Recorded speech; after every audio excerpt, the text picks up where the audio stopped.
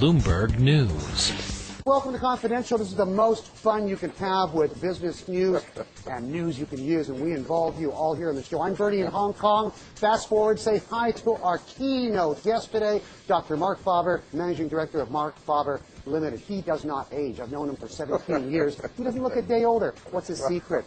What kind of fountain of youth has he discovered? Folks, say hi to Dr. Doom himself. Actually, there's another guy that's been in town, and everybody's calling him Dr. Doom. Yes, Who are we talking about there? Nuriel. Rubini, right? Yes, correct. Are you upset? Are you going to sue him for not at patent all. I infringement? mean, it's now quite a common name. Yeah. And I'm not the original Dr. Doom either. Oh. Henry Kaufman in the 70s, who was very bearish about bonds, became the first Dr. Doom. And at that time, we also had a Dr. Death. Albert Wojnilower. He was at First Boston at the time. But you've been doomed for a long time. As long as I've known you since the early 90s, and you've been doomed since then. Well, basically, I became Dr. Doom when the crash happened in '87. Yeah. And then the demise of the Japanese market. But of course, we had also a lot of buy recommendations along the way. Are you still gloomish, doomish about what's going on in this day and age? Michelle was telling us about message management on Capitol Hill. Well, in general, I think the global economy is really stuffed, and stuffed for a long time. I think we reached peak economic activity sometimes at the end of 2006, early 2007. And I measured the economy ex-government. Then we collapsed, and now economic activity ex-government is probably down globally around 15% from the peak.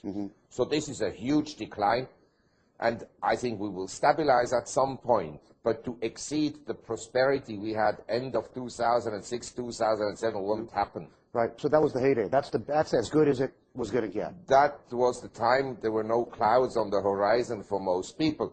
I had some clouds on my horizon because obviously it was on borrowed money, this prosperity. Yeah, it was. Those were strange times indeed. You kind of wonder. Everybody got bitten by the consumption bug. You know, I need to have this, I need to have that. I want instant gratification. It's kind of hard to recoil from that. I was looking through your latest issue today. Okay. You're using such big words nowadays. What is it? Is it because you're living? What kind of words? I don't know. They have more than 2 syllables, and I'm having a tough time understanding them.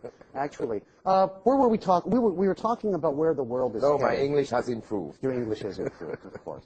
What your English has always been spot on. Where are we headed? Are we? Some are saying recovery after this year. Some are saying no recovery foreseeable future. You just said that life as we knew it will never get there again. We may as well kill ourselves right now. We'll never get there. I mean, we have cycles of speculation.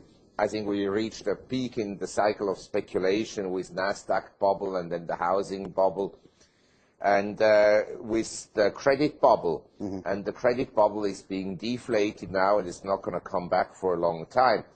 But I mean, we have to distinguish between 2 things, the economy and asset markets, because asset markets may have discounted already a lot of the bad economic news. Say you look at the CRB index. The CRB index has collapsed now from 473 last July to 200. 10 days ago, we're now at 210. In 99, after a 20 years bear market, we bottomed out at 182. So inflation adjusted, we're actually at a new low. So some assets, like commodities, are very, very inexpensive. We also have a lot of equities that are not particularly expensive because they collapsed, and these are relatively sound companies. And whenever the recovery will come, they will be in a strong position. I'm going to start getting to the emails because we started telling people you're coming on the show today. You love this attention, don't you? I know you do. We've got like 2 or 3 dozen emails before you even showed up. As a contrarian, you don't want this attention. But you keep saying things that keep attracting attention. So it's like being locked in contradiction. Tim writes in from the state of Oklahoma. Tim writes Is that Tim Geithner? No, it's not. He's not the right. Tim Geithner has other things to do. He's predicting the end of bear markets. Tim from Oklahoma writes in, there's been a lot of surge in the markets, particularly in the financials. Some think this is a head fake bear rally, which will merely reload the short sellers for another round of stock shorting. Others say it could be stabilization to correct an overreaction in stock selling. Which one is it? Is it always one or the other, by the way?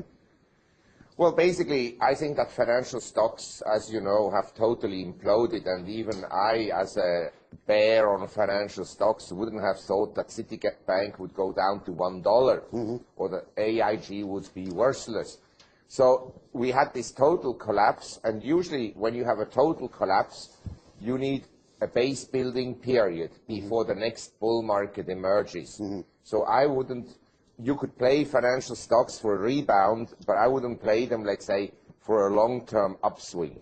But rebound could be, Citibank could go from 1 to 3 or even to 5 before it goes to 0. Well, it went from 1 to 170 and made people 70% sure. But, you know, the process. People said Citibank is cheap at $47 when it was down from 57. Then they said it's cheap at 38. Then they say it's cheap at 30. Then they said it's cheap at 20. Yep. And at 10, very few people dare to short it.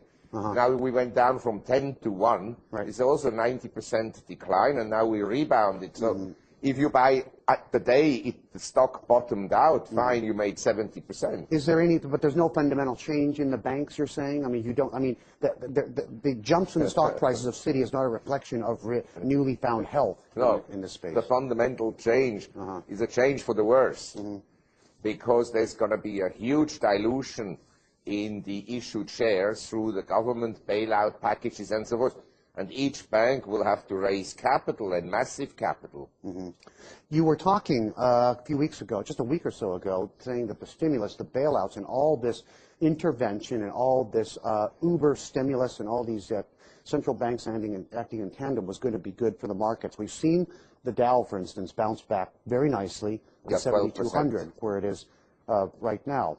The China markets have bounced back 20-something% this year. Is this the rally you're talking about that's going to be short-lived? Well, what happened is the market, as you know, bottomed out the first time on November 21st, 2008. The S&P was at 741.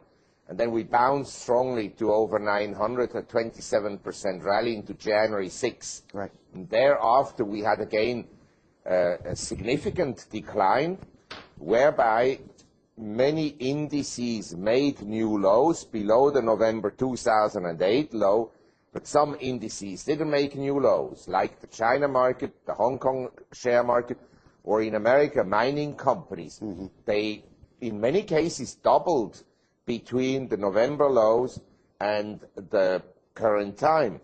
So maybe the recent weakness until last Tuesday, when the S&P went down below 700, was a false breakout on the downside, and now we could have a fairly strong bounce. Okay. Got to warn you, though, Dr. Doom does see 500 on the S&P. Now, this is one thing that he and Rubini agree on, is that the S&P 500 probably will go to 600, potentially easily could go to 500. Marc Faber has been a big bull on commodities over the years. There's one point very recently where you said there's only 4 things you should buy: gold, silver, palladium, and platinum. Do you remember that? Yes. Do you still believe that? You're actually kind of going sour on gold lately. What's up there? Well, basically what has happened is that, as I just mentioned, the CRB has totally collapsed. And as you know, equity markets have totally collapsed and gold is up. And if I take the view that maybe we have